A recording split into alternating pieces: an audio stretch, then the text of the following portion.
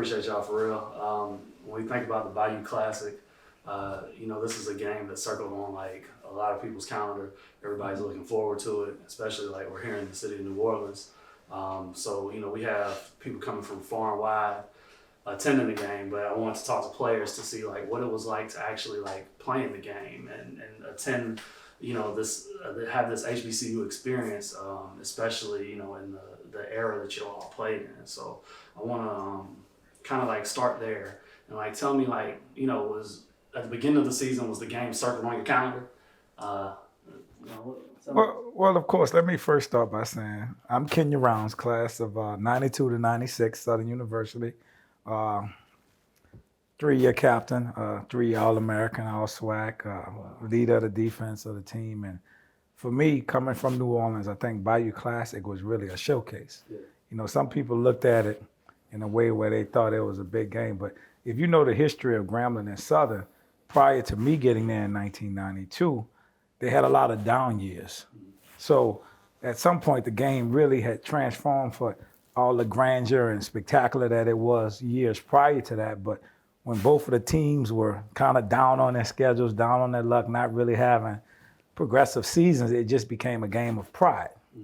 So I think coming from this area and seeing that transformation and seeing that event happen, for me, it was, of course, a sense of pride and tradition and the excellence that the two universities participate in. But really, for me, it was a showcase because I had aspirations to take my talents further.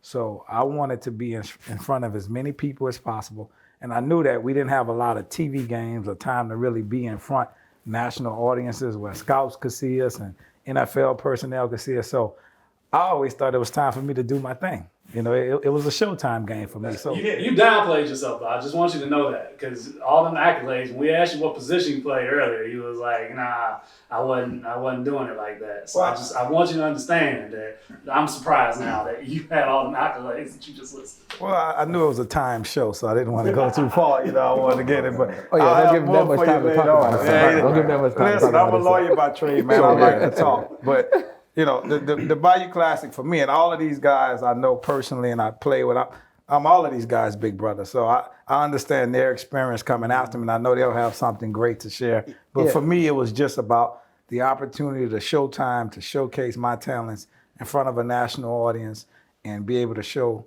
what I possess. And to piggyback off what Kenya's saying about, what the Bayou Classic meant to us, like, I probably was like most of people in America was, right? Like, I'm in my own world growing up. I know Southern and Grambling. My family's from North Louisiana. They're Grambling fans, and it's the Bayou Classic, and it happens every year here in New Orleans. But then, you play football, you get a scholarship to go play football at Southern, and when I get there, Kenya Rounds there. And we have our introduction. He's the big dog there. And to me, in my world, who's a big dog? So we bonded instantly off our introduction. But it was, you learned how important the Bayou Classic was once you got involved, and a lot of people don't know how important that game is and how significant that game is to the state of Louisiana and the history behind it. Because you would always hear, "Hey man, look, I hear you, but hey, the records don't mean anything for the Bayou Classic. Just wait till the Bayou Classic." That's all you heard at the beginning of the season. We had to win games, but still, when you got there for camp, you heard, "Just wait till the Bayou Classic." It's like, man, is this a game? No, the Bayou Classic is bigger than a game. It's tradition, it's pageantry, it's families, Black culture. They're coming together because it represents something much more than a game. And that was my first experience with the Bayou Classic. And ever since then, I know what it means now. So your family was a grandma family? Yeah. So did they give you any beef going to Southern? Oh, no, because he left, I was the man. I took over. So it was nothing they could really tell me. It was like, and if they do, I have the hardware to prove, and the All-American awards, just like Mr. Rounds. I was about to say, you want to get your stuff over? No, we don't have to. It's not as much as mine, so don't worry. I left a legacy, man. Let's be clear. What he's speaking to is my legacy. Oh, okay. And my legacy at Southern is I'm proud to say that. You know the great thing? Wait, let me say this. I'm proud to say I was an integral part in bringing him into the fold and making him the player that he was. So it's almost like a daddy sitting back looking at his child. I know I was a part of his greatness, so I appreciate that. Channing did not expect that. I'm used to that line, right? I'm used to that line. You know, and hey, this is my brick brother. Like he said, it's all love, and everyone knows we're all athletes, and we all know at the end of the day. Former athletes, you're correct. But we all know at the end of the day. I'm athletic. Yeah, we think that, but don't go out there for too many plays. But we all know you got to have something within you to do what's extra. Yeah. You know, you can get there, but just because you have it doesn't mean you're going to be able to transfer it to the field. And there's just something about the Bayou Classic. It's just you can have a crazy regular season, but that game that's internationally televised. Yeah. That's everyone is going to see, and you have these NFL stars coming, they're interviewing you before the game. They're working for NBC or whomever is televising the game. It's just different. You have the stars on the sideline who they're in town for the concert or the Greek show or the Battle of the Bands the night before. So you have stars walking the sideline, and it's not like they don't have that at regular HBCU homecomings. But not in this atmosphere. Right. These stars on international television. And let me say this: in the Bayou Classic spectacular, that people really don't realize is that for a lot of the participants and probably a lot of the patrons that come to the Bayou Classic, sometimes that's their first experience all year with those particular teams. Mm-hmm. Now they may be alumnus, they may have family, but they don't know what the teams have done in the regular season, so they've anticipated this game all year. They've gotten their outfits together, they've booked hotel rooms, they've made reservations at their favorite restaurant, and they've came with the expectation of whatever happens, this game defines our season. So the Bayou Classic in our community, and we all understand, of course, the capitalistic impact or the economic impact that it does for the city. I'm not even going in that direction, but just for our community, people that look like us, what it means to them. And if on that one day, you can take that opportunity if you're a Southern alumnus, Grambling alumnus, or just support the universities. On that one day, whatever team wins, I think that instills a sense of pride, accomplishment, and victory into people that they may not had all month or had all year. But because they come and they're able to witness that and their favorite team wins, the city does better. Crime is abated for the next 5 days. When they go back home, husband and wives are not arguing anymore because it's just a good feeling. It gets relationships back together. It gets relationships back together. And that's special. That's special about the Bayou Classic. Right. But just to kind of, piggyback what King was saying, the family aspect of it. I remember growing up, going with my family before I went to college, going to the Bayou Classic, trying to pick out the best outfit, trying to figure out what you was gonna wear, and then going to the game and experiencing it, seeing everybody in leather. Man, they had so much leather going around in that building. It was insane how much leather. What year was that? Shucks, from the '80s to on up. I don't know what they're wearing now, but you had everybody coming in their leather outfits, men and women, from the head all the way down, leather. But the game, it was so much bigger than just the game. This is the brainchild of Coach Eddie Robinson. Getting this thing on national TV. You didn't see us. Right. You didn't see the pantry. You didn't see that on national TV at that scale from HBCUs, right? And it was exciting. You felt the electricity in the air, and it was big. Did we circle it on our calendar? Maybe, but it determined what the end of the year was going to be like. Right. You know what I'm saying? It gave bragging rights to whomever won, right? Then you still had the other piece of it, not only just the football game, you had the Battle of the Bands. Then you had the Greek shows. So you had so many elements poured into that one weekend.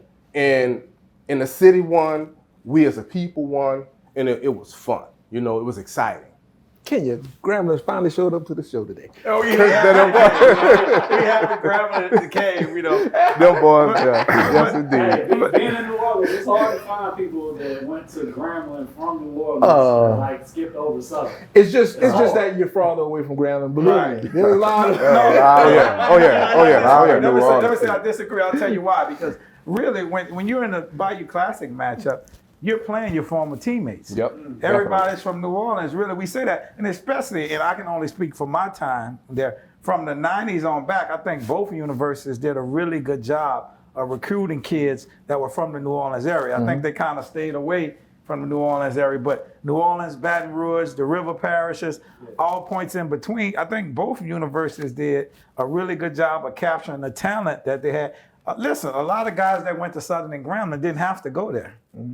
You know, they had opportunities to go other places. They were high 3-4 level recruits, but maybe they had familiar ties that kept them. I can remember my own personal story. I was recruited by a few Division I universities, but coming from New Orleans, having a high school coach that went to Southern, who served kind of as a mentor to myself and my other fellow teammates. In high school football, the high school coaches are very influential in kind of determining or helping to guide a kid on where he's going. Yeah, in Marina Chasm, he's the godfather, like they say, of the SWAC, they would like to say. But he was at Southern a while, and he would always say football, it's on the East Coast, it's a cultural experience, right? On the West Coast, football is more of just for tourists. In the Midwest, football is cannibalism. But in the South, football is religion, and holy day is Saturday. They don't understand. Give that to them again. They got to hear that again. Now you got me thinking about Marino Cassim's coach. And I give you another one. I like that. Marino Cassim was a colorful guy. Yeah. Okay. Oh, yeah, definitely. He would. I wouldn't put him in the same category with Coach Robinson because of Coach Rob's tenure, but Marino's moniker was the godfather of the SWAC. So he had been around a long time too, and his contributions were very significant. And I can remember at Bayou Classic press luncheon, because you have a press luncheon before the game, and the players come in and you talk a little smack, and you're gonna have a few speakers, a few dignitaries. Coach Cassim gets up and he says, Coach Cassim was a heavy guy, so he had a really baritone, deep voice. So when he spoke, everybody listened because his voice carried that kind of tone. And we're at the Bayou Classic, and we're at the Bayou Classic press conference, and the mayor of New Orleans just finished speaking, and the president, Marvin Yates at that time, Chancellor of the University, President Dolores Spikes at that time, and Coach Cassim gets up and he said, well, and he looks around with this magical gaze, and Coach Robinson, of course, went first. He was the elder statesman. And he says, you know, I look around sometimes and I really just see what God brings us in life. He said, but I often wonder to myself, he said, God must be a Jaguar. And everybody just kind of paused for a second, and we wondered why. And he said, when I look in the sky, I see it's Columbia blue. When I watch the sunshine, it shines in gold. What else would create that but a God that was a Jaguar? God must be a Jaguar. And we've always ruled with that. And we understand the significance of that. And the significance is our colors at Southern is Columbia blue and gold. But Y'all sure? Because y'all be having so many blues, man. Y'all don't know what blue y'all are, man. But there's one perspective I would like to get. Okay. I would like to get my Crab Brothers perspective right here. Because you have to understand, we came in 95, we came in together, and he went to Estroma High School in Baton Rouge. And when I say I've never seen an arm like this guy's arm, it was crazy. Now, in football, everyone knows, you know, it's politics with football. You know, sometimes there are people there before you, depending on the coaches, they like this person better because they think they can fit this scheme better. But when I tell you to see someone, I came from a high school that didn't win much. So to see someone stand on their back foot and throw a spiral 70 yards on a point, it was like, wow. And Ski, you was a lefty, And he right? came to Southern, but he ended up transferring to Grambling. So he has a unique perspective. I don't know if anyone has. Yes, right. That he played Bayou Classic on both sides. Both sides. So I would like to hear from him, how was the Bayou Classic to you? The Bayou Classic, for me, like each one of you guys was saying, is all about family. You know, that's first thing, family. I was highly recruited out of high school, but my family used to go to the Bayou Classic every year. Like we went from probably 1985 till it was time for me to, you know, choose my school to come out of high school, to go to college. And Steve McNair was probably like, my guy that I like, Right. that was one reason why I went to Southern, was because of McNair. I wanted to, I thought I was just as good as him. I know I wasn't, but yeah, I just was that Oh, that next arm guy. was beautiful. Next guy in line, but whenever I went to the Bayou Classic, you go there, you got 60,000, 65,000, people that look like you, and I always wanted to play, in front of those people. So I chose to go to Southern, and I had a good time. Had a lot. I think our class probably was one of the most talented class that Southern signed, at that time, because all them guys ended up starting, being All-Americans. I was two-time MVP of the Bayou Classic. Mm-hmm. I got all the accolades too, but we ain't gonna get into that. Just it's family, man. But Bayou Classic, man. Whenever I transferred from. First of all, I started the transfer portal. Let's get that out there. Yeah. That's he started. I did it when it wasn't cool. You know what I mean? Like when I transferred, I just went straight from Southern to Grambling. I had to sit out a year. I was up there at Grambling. They thought I was a basketball player. I used to go to Intramural every day, and play basketball. I had the coaches. I was an All-American basketball player in high school. Oh, really? Yeah, I was a McDonald's All-American too. And I used to be in the Intramural, giving them the business the year that I had to set out. So a lot of Grambling basketball coaches would come in and be like, son, I want you to, come try out for the basketball team. I'm like, man, I'm here to play football, but nobody really knew who I was, so it just happened that Doug Williams came in the same time that I was eligible to play. And, the rest is history with that. But who your loyalty lie with, Ski? Grambling, baby. Grambling, baby. That's the great question. Yeah, have to be Grambling. Yes. Who did you finish with? You finished with He Grambling? finished with Grambling. Who your loyalty lie with? On paper, it's with Grambling. It was in the Hey, I on want the it best was in Bayou his heart. Classic to happen, when they were up 31-10. 31-10, and we came back and won that game. My crab brother threw me the game-sealing interception. No, I didn't. I man. knew. So that make it the best I big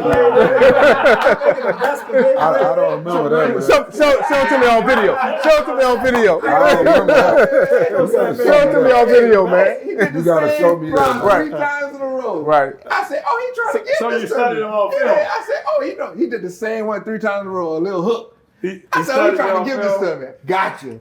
I got you. We You here. gotta show me that, man. You don't even remember that. I don't remember that. But Right. look, and he done made it the best Bayou Classic. That don't mean it's the best. Listen, Hey, man. It 31-10. was You a come good back one, from though, 31-10. man, look, we never. You have this guy and Scotty Anderson Before that, we and, never- Scotty and Anderson. Walter Williams was running back from Green Bay. And then they had, what's the name, the all-time Grambling great? He was a coach, and his son played running back that year. Trey White. Trey White, yeah. There's never been a player in the Sammy swag White's besides son. who Skeet just mentioned, Steve McNair. If you never played with Steve McNair, you have no idea. Oh, I agree. I agree. Man, I agree. But we're talking I know about this is Classic Bayou right now. Classic. We're talking about I know we're talking about the Bayou Classic, but no, let me tell you. Right. My freshman year, it was Steve McNair's senior year. Right? You remember My first game, this is Steve McNair's senior year. My first game at the Hole, we played Alcon. Right. And when I tell you the Hole, we call it the Hole, it was packed, jam-packed. And this is my first game. So, I mean, crazy packed. People sitting on the hill to come see Steve McNair play his last game. And when I tell you it was a shootout, I think we wound up winning that game 62-56. 62-56. Last minute game. When I tell you, and Steve McNair, he would just do stuff with the ball and just throw Amazing. it to his brother, like His brother pinpoint dropped the accuracy. touchdown. His brother dropped the touchdown. No, but his brother wasn't the truth. That wasn't the answer they had. This is who the truth was. Y'all don't remember when he had Jimmy Smith. Y'all remember them people Yeah. when he's out there. When he had the boy from Torrance Small. When he had Torrance Big Small. Six, Marcus Hinton. Mm-hmm. They had John. Here's the significance of Oh, Steve his McNair. Since we receivers- talking about Bayou Classic. He had some Well, let me receivers do let me crazy. tie this in for y'all. Here's the significance when you say we talk about Bayou Classic. Traditionally in Bayou Classic, it never, at least in the last, from the 90s on back, maybe the late 80s to 90s, you had struggling teams that played in it. And the significance for Southern in the Steve McNair game if you remember, you wasn't there yet, but 1993 was our first time winning a SWAC championship in a number of years. And the game was against Steve McNair, but it had the same atmosphere as the Bayou Classic. It was televised on ESPN. You probably was at that game. I was at you had a lot of people there, named people at the time. I think like Charlie Ward, a lot of Florida State guys, Oregon, Baton Rouge kid. So you had the same type atmosphere, and we was able to win that game to set us up for Bayou Classic later. I think we beat them 31-13 because they did, like you said, Skeet did back then. Eddie Robb was synonymous with running the same first play every game. Coach Robb would run the same. He would run a waggle backside and take the running back out the backside into the flat. That wing tee.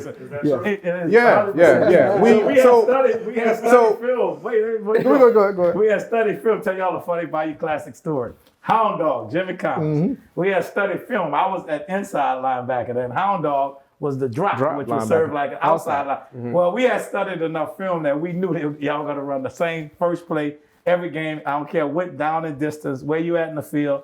Y'all going to run that wing T formation. The kid from here went to Booger T. He's going to, can't think of his name. He's going to run through the line, run to the flat. So the year prior, Hound Dog intercepted the ball and ran it back 50 yards. So we're literally in the first play. I'm calling the huddle. Keith James, that's who I'm talking about. I say, Hound Dog, let me drop this play because I want to pick it off. And we know they're going to run a thing. Like, no, man, I'm going to stay in my position. So we're literally 2 seconds before the ball snap. We're pushing each other to the various positions because I'm trying to play drop and I know the interception coming right there. So I'm trying to push him inside so he can I want to make the play. So we fighting. And if you go back and look at that film, literally we're fighting before the play starts. Upon the snap, he take off running to the flat. Kendrick Nord is the quarterback there, threw it right to the flat. I blitz because I was supposed to blitz on that play. We got an eagle fire. I blitz, hit the quarterback. He throws up, Hound Dog, pick it off and run 60 yards. I was mad as hell. That was supposed to be my interception. So we studied y'all well. I mean, Coach Robb had been running the wing T for forever, man. And he perfected it. And, like you said about both teams kind of, just being down years.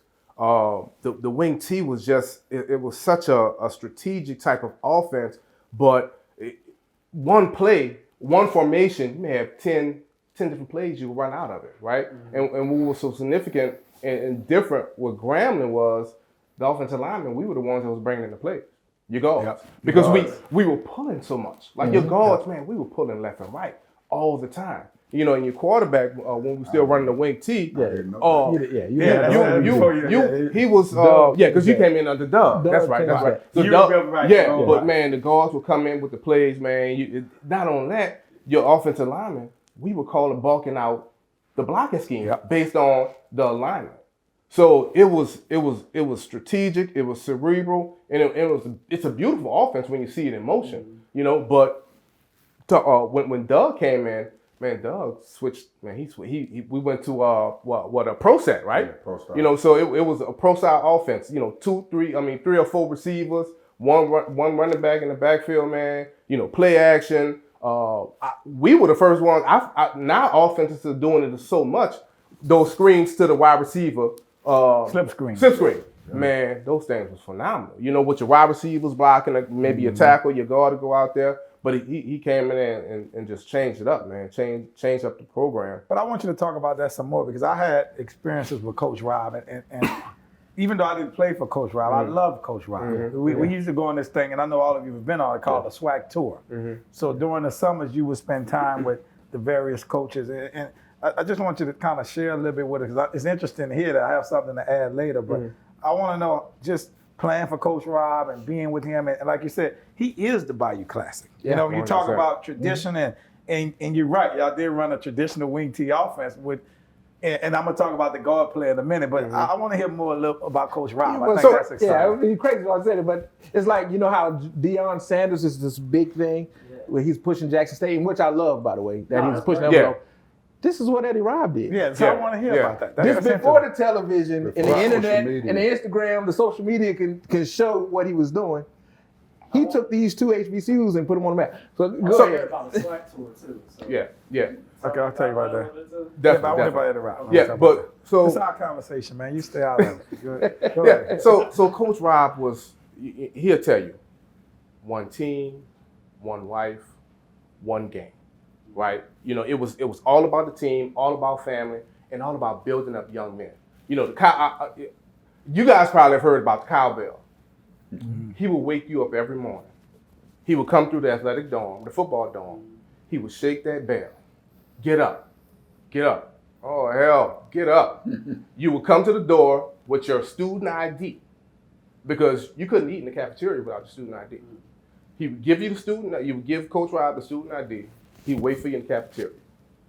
He figured if you at least got up and went to class, you'll learn something, right? But it was just bigger than the game.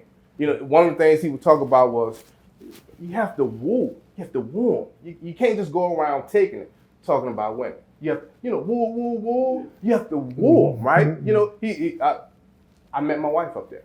Right. You know, he would see us walking on campus. You know, hey, you want to meet Coach Rob? He'll come up. First thing he asked, young lady, is he doing right by you? Is he opening up the doors? Is he telling you that your hair is pretty? Because if he not, come let me know, and I'm gonna have him run them stadiums. Right? He held you accountable as a man. He made sure you went to class, and that was the promises that he made to parents. Right?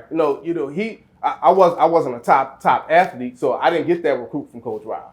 But he would go to class, he would go to homes and promise to the parent, promise to their mom, your son is gonna graduate. Which was one of the most attractive things to me when I was coming out of high school. I went to McDonald's 35, and my question to all of the recruits was, what's your graduation rate of your college athletes? Grambling was the only one able to give me a stat. Now, I don't know if they was lying or not, but the fact of the matter is they gave me something, and I was able to go there, graduate, met my wife, get my degree, and continue on, you know? So Coach Rob, man, he was a father figure. You know, and at this point when I'm playing, I played at Grambling from 94 to 99. He was coaching 3 generations. Big Hand Johnson, his grandson, was playing. I was playing with Big Hand Johnson's grandson, a 3rd generation G-man. So it's bigger than just the Bayou Classic, man. And he shaped young men, and he molded us into becoming the men that we are today. But hopefully we can start the buzz, because I think it goes undeserving. I'm not a Grambling man. I mean, I support all HBCUs, but I do believe at some point Coach Rob deserves his flowers even now. And I hope at some point the Bayou Classic will see fit to possibly name him or name the Bayou Classic after him or incorporate that some kind of way, because I think his legacy is so great that it needs to be honored. So he was the winningest coach in college football at one point. He had passed up Coach Bryant. And matter of fact, I played in that game, man. President Clinton gave him a call after the game. Man, to get Coach Rob to that number, man, it was exciting. The Bayou Classic is Eddie Robinson and Deion Sanders, and why I say that is because the point that what the Bayou Classic served, I think I opened up with this, it served as a showcase. I think what Eddie understood, Coach Rob rather, what he understood and what Coach Sanders understands is that kids have aspirations and dreams further than just serving in their HBCUs. Yeah. We all entered into a contract with that college when we went there, whether it was to get a 4-year degree, but the reality of some kids want to go there and further their playing career. Mm-hmm. It's not just about going to college. Some kids have aspirations never to finish college. Of course, I would advise against that, but we know just the reality of it. So I think the Bayou Classic, Coach Sanders, Coach Robinson, in the same vein, it serves as a conduit to showcasing that talent to making it to the next level or extending their career. So I think that's what they had in common. Coach Rob would always say, most definitely, I agree, that the talent we have in most instances can play with Division I schools, can play at any level. Definitely. Where we would have problems at would be in the trenches. Yep. Yes. We don't get to create the bigger kids that can play against them. So all of them were visionaries, but the Bayou Classic, Coach Rob, Coach Sanders, they all served in that same capacity because they understood the showcase that needed to take place of the athletes, where they could get, maybe not a fair opportunity, but get an opportunity to further. So that's also a very significant part of the Bayou Classic. I think why people play, along with the pageantry and the family, but the showcase is enormous, man. And it's really, the game has served as a visionary before its time. Because for some people it's just a game, but for others it's their way of life. It's their ticket out. It's their ticket out of poverty. It's their ticket out of whatever their circumstance is. So I think guys cut of that cloth, they understand. So they push a different agenda.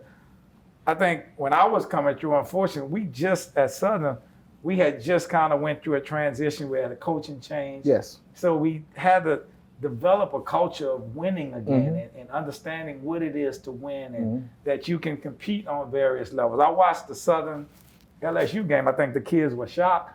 I mean, it was a financial game, but I don't know if we were in a position to take that leap up because, you know, it's an unlevel playing field. Yes. You know, you don't have the scholarships, you don't have the amount of kids. So I would hope that Coach Sanders and what Coach Rob did, some of those inroads that those guys are making can really level the playing field. Well, when you do have a Bayou Classic, that these kids are on a level with any other major university. Well, you know? and let me say this, Kenya. When I say Coach Sanders and Coach Robinson are different, I mean it in the capacity of, I'm not talking about Deion Sanders' NFL career. We know he's the best ever to do it, right?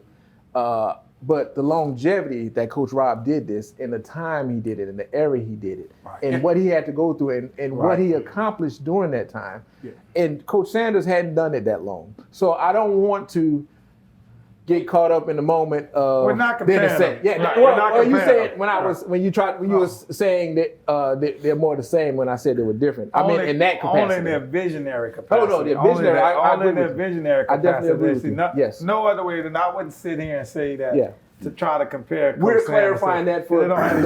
Only in their visionary capacity. G-Man all over. Boy, turning their grave. Man, but talking on some of those things, man, Coach Rob would tell us about the stories of traveling, you know, in the 50s. Wow. You know, being on a bus and going through Mississippi, man, and going through those small towns in Louisiana, and you wasn't sure. You know, you would get to the game, you would go to play Mississippi Valley, you know, you would go to Jackson State, and then you had to hurry come back home, you know, and travel at night because it was unsafe. You wasn't really sure. You know, windows up, helmets on, and let's just head back home, right? The game is over. Yes. And to know all that happened, and for him to still push the envelope and get the Bayou Classic started here at Tulane Stadium. Yeah. And he'd be the first to tell you. Yeah. America's the greatest country in the world. You know, he said, I'm as American as an apple pie. He said, because there's no other place you can go and have the opportunities that you young men have. He said, you guys, you don't understand what y'all have at this point in time. Right here, right now. And you need to take advantage of it. Because it's critical, and what you do now is going to dictate what happens to you later on in life. You know, and that's why it was so important for me to make sure I finished and graduated. I had a goal. My goal was to, after my last game, to not still be on the campus for the next football season. You was focused, man. I wanted to make sure my last game, I was not on campus as a student. It's funny you said that. I said the same thing because when I got to Southern, and you got to say, and he was my big brother at the time. So it was I redshirted my freshman year, but it's like, who's that guy? Who's that guy? Man, we're gonna be good. He's like, nah, they don't play anymore. Yeah, they still. I was like, what? They didn't graduate? You mean they had time to graduate and they didn't get a degree? So it was important. And we had a guy by the name of Fernandez Griffin called Bumpy.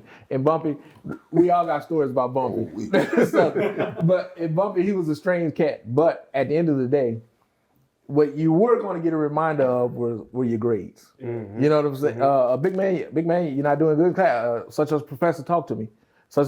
And they kind of pushed that to make sure, you know, if we wanted to do right and graduate, they want to help you do that and help you accomplish that. But if not, you know, it is what it is. You know, football, it serves its purpose if you don't want to play. But it's funny you said that. I said the same thing. I'm not going to be here after I've given them my body. And I started 4 years, and I'm going to leave here without a degree. A degree? Right. Oh no. When you think about being a student athlete, that is if you know, like, I think that in all athletes, like, we kind of understand that, like, all right, either this is our moment to go to the league and do our thing, or it might not happen. And I think that you understand that a little bit. You understand it earlier on than everybody else. It's a contract. You know, when you sign a scholarship to go to any college and they pay for your education for 4 years, it's a contract. And I guess we can use some law terms here, but you have to have reciprocal obligations, meaning they're going to give you this money to go to school and you go get this degree or you go into the professional level. So both parties have an obligation. It's called mutual obligations. Both parties have to perform in certain capacity and they have to achieve a certain And result. that's why it kills me when people say, you're getting a free scholarship. No. Man, It's It's give and take. It's give and take. But we keep those injuries the rest of our life. Them That's not concussions, something them we just- concussions yeah. creep up back on you That's soon not something we just when get you get out older, there. you know? My knees still mess up when I go downstairs. So don't tell me. Man, you're too young for that, So- man. Yeah, I play basketball, Okay. You're too young not for football. But let me add this, because I think this is an important point, and we're talking about Bayou Classic, so I don't want to move too far from the topic. But this is what Bayou Classic, another thing that it did for me, and I know it did for each one of these gentlemen sitting here, is that it gave you an opportunity. And with that, it wasn't only an opportunity to be showcased, but a lot of kids, I'm being from New Orleans, and I had a very supportive family, but it gave you an opportunity in front of mom and them. I was going to say, talk about that. They can come right down the street. You're gonna get 50 tickets. You're playing in a dome. So people that ordinarily that can't drive to Baton Rouge, like I said, I had a supportive family. My mother was very supportive, but people that can't ordinarily come see you, all your high school teammates, all your park ball teammates, all your teachers can come, all your friends from the neighborhood. All they gotta do is walk down the street. So the Bayou Classic also gave them an opportunity to see you. Yeah. You had a chance to be the big man in front of your friends and say, look what I've done. Oh, yeah. You get a chance to come back and say that. Go ahead, Steve. Kind of piggyback off what he just said about the family. Like, I remember my junior year, which was, I had a cousin play for Southern, who was in the Hall of Fame, by the way, John Foreman. He is. True story. John Foreman and all the fun. True story. We got to get you a petition. Come on, man.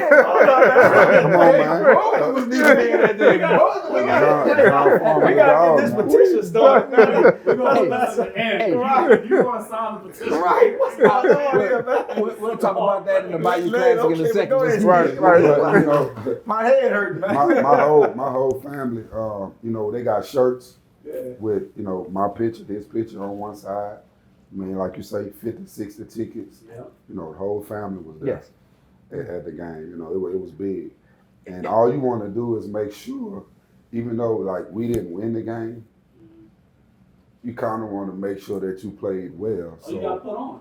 You got to put on. You got to know I was here. Yeah. You got to know that. You gotta make them proud. And that was pressure. That was That pressure in itself. like when you go out into these, corporate world and, your job and stuff, people be like, man, I got to deal with this. Man, that ain't no pressure.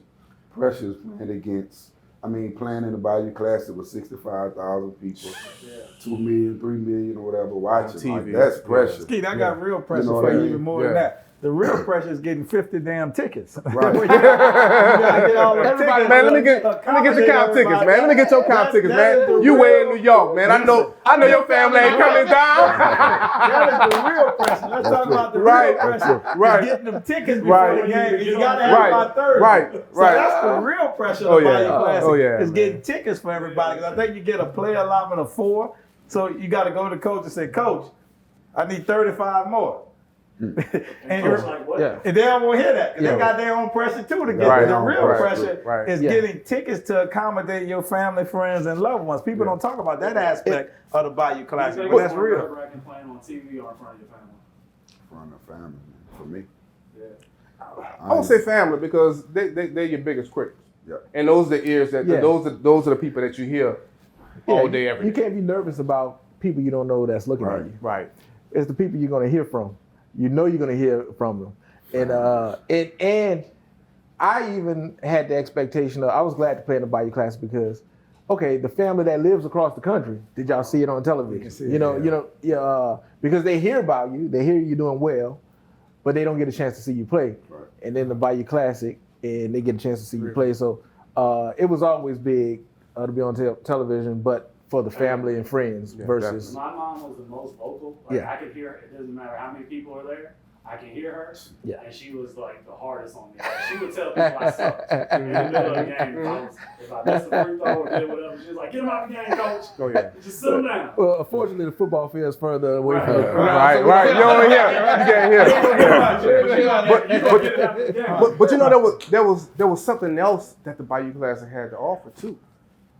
Job opportunities. Yeah. There was a job fair. There was a job fair included with the Bayou Classic. It was so much. That still goes down, I believe. It was just I bigger never just knew the about game. none of that when I Yeah, played. man. And I differ from these guys. I loved having my family there. I loved my mother being there. I loved playing on TV. Remember, it was my time to showcase. I wanted to show my ass. So I enjoyed it. That was a good time for me. But I never and I guess being playing at Southern, and all y'all, the Southern guys can remember this, I never enjoyed the peripheral aspect of Bayou Classic when I played because none of that other stuff was on my mind. I was focused in the game. Like, I didn't know it was a job fair probably to 10 years after I finished playing in Bayou Classic. Right. We didn't know. We would stay out by the airport. And we would be in meetings. We wouldn't be nowhere in this stuff. I can remember hoping that I wanted to be in a fun atmosphere, but we were so dialed in and so focused, we didn't get a chance to even know what was going on the periphery. It's wild, but I can remember really, besides my experiences as a kid prior to going to Southern, it probably took me a good 5 or 6 years after the Bayou Classic to really understand and appreciate everything that goes on around it because that just never was my thing. We were dialed into the game, so we didn't have time to know what was going on outside of that. I mean, because we were still on campus for Thanksgiving. Remember, this is Thanksgiving weekend. Right. So, the campus is dead because everybody is gone. It's just the football team and the band. That's it. That's everybody who's on campus and, of course, your coaches. Yeah. So, we would have Thanksgiving dinner, practice, and then early Friday morning, you were getting ready to get on that bus because you didn't want to hear that. You didn't want to hear that them fumes. You didn't want to hear that shh. Yeah. If you heard that shh. I mean, the bus leaving you. That bus leaving you. That bus leaving you. And see, and kids, that's why you attend Southern University. Because after that Thanksgiving morning practice, you lived an hour away from home and you still can get home, get you some Thanksgiving dinner, and get back on campus so you can leave with the team. Thanksgiving morning? Yes, Thanksgiving morning. No, every year, Thanksgiving morning. Oh, yeah. And but the thing about it, Kenya, we were insulated. Football players are insulated from the tailgating and everything that's going on around the event. And I don't know about Grambling, you guys can speak for that. But I think, during our tenure there, we led 1AA in attendance. Yeah. Because anywhere we went, we were bringing 30,000 people. It was crazy for us to pull on someone else's campus. It was crazy. I remember all the time we would pull up and all you saw were Jaguar flags and car windows for at least a couple miles before you even got to the stadium. Because we had that many fans there, and it got to the point, I remember my senior year, they started making all of our games some type of classic because they know it was an opportunity for them to make some money, and Southern was bringing a crowd with them. There's a lot of classics around now. None like the Bayou. But you can imagine, I know there was a sad team and everybody played them for homecoming, right? Now imagine all your games being some type of classic. Yeah. Wherever you went, it's such and such classic, such and such classic. But it wasn't. It was great. But I mean, we were winning then. I mean, I have 4 rings to show for it. So look, I got 4 rings. I think all I got is 2 or 3. How many I got? Because you weren't as good as me. Probably not. Probably not. No, but I taught you. So remember, the master never give the student everything. You remember that. Remember that. No, but I'm just saying that to talk a little trash. But I don't know about the you guys' attendance in the crowd. Because I know things are falling off. Things are falling off for us a little bit, but it's not as much. And I think it's coming back. It's coming back online. But it was great to come down here because we knew Southern was bringing the crowd.